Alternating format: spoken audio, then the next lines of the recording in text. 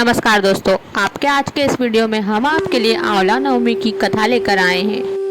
कार्तिक मास की शुक्ल पक्ष की नवमी तिथि को आंवला नवमी के रूप में मनाया जाता है।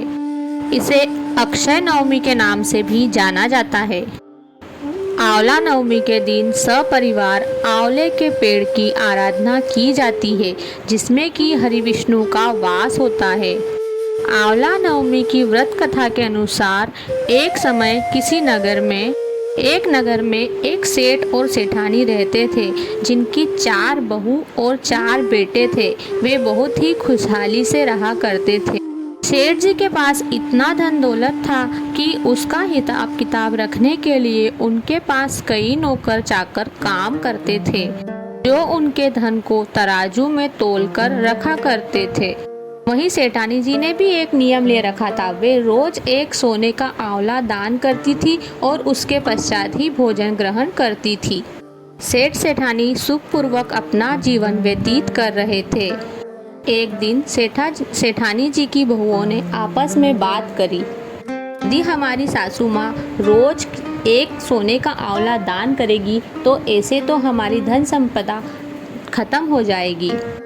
सेठानी की बहुओं ने मिलकर सेठानी जी से कहा कि माँ साहब, अगर आप इसी तरह रोज़ एक सोने का आंवला दान करती रहेंगी तो हमारी धन संपदा धीरे धीरे खत्म हो जाएगी, इसलिए आप एक आंवला रोज़ दान किया करें। सेठानी ने भी अपनी बहुओं की बात मान ली और वह अब से रोज़ एक आंवला दान करने लगी और उसके पश्चात भोजन करने लगी।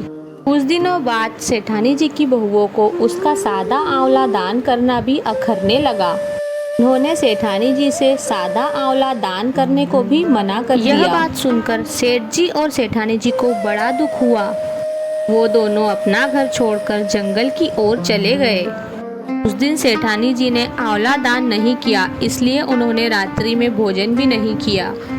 जंगल में चलते चलते रात हो गई तो वे एक पेड़ के नीचे बैठकर आराम करने लगे। सुबह उठकर जब उन्होंने देखा तो वह जिस पेड़ के नीचे सो रहे थे वह एक आंवले का पेड़ था, जिसमें सोने के आंवले लगे हुए थे।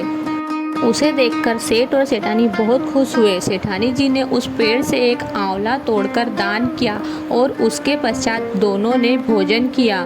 वहीं पास में वे दोनों अपना घर बना लेते हैं और वहीं सुख से रहने लगते हैं। धीरे धीरे सेठ जी का भी व्यापार बढ़ने लगता है और देखते ही देखते वे दोनों फिर से धनवान हो जाते हैं। सेठानी जी फिर से अपने सोने का आंवला दान करने का नियम शुरू कर देती हैं। उधर सेठ जी और सेठानी जी के चारों लड़के अपना व्यापार ठप करके बैठ जाते हैं और आपस में लड़ने झगड़ने लगते हैं और देखते ही देखते उनकी सारी धन संपदा खत्म हो जाती है। अब उन्हें घर से मजदूरी करने के लिए बाहर निकलना पड़ता है। काम की तलाश में वे सभी घूमते घूमते वहां पहुंचते हैं जहां सेठ और सेठानी रहा करते थे। वहां सबको सेठानी जी के सोने का आंवला दान करने की बात पता चलती है। मन ही मन वे चारों सोचने लगते हैं कि कहीं ये हमारे माता पिता तो नहीं, लेकिन उनके पास तो कुछ भी नहीं था, वे कैसे हो सकते हैं। वे सभी काम के लिए सेठ जी के पास जाते हैं।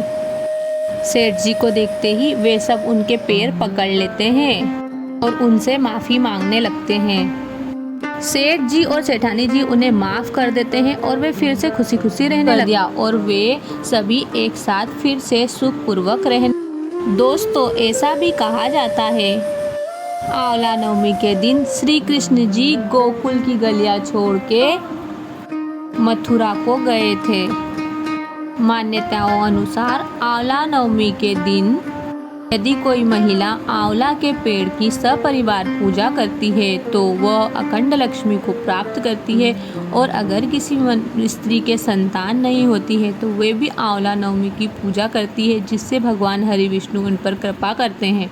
तो दोस्तों, आपको यह वीडियो कैसी लगी कमेंट करके ज़रूर बताइए और एक लाइक वीडियो को अवश्य करिए। मिलते हैं अगले वीडियो में, तब तक के लिए राधे राधे।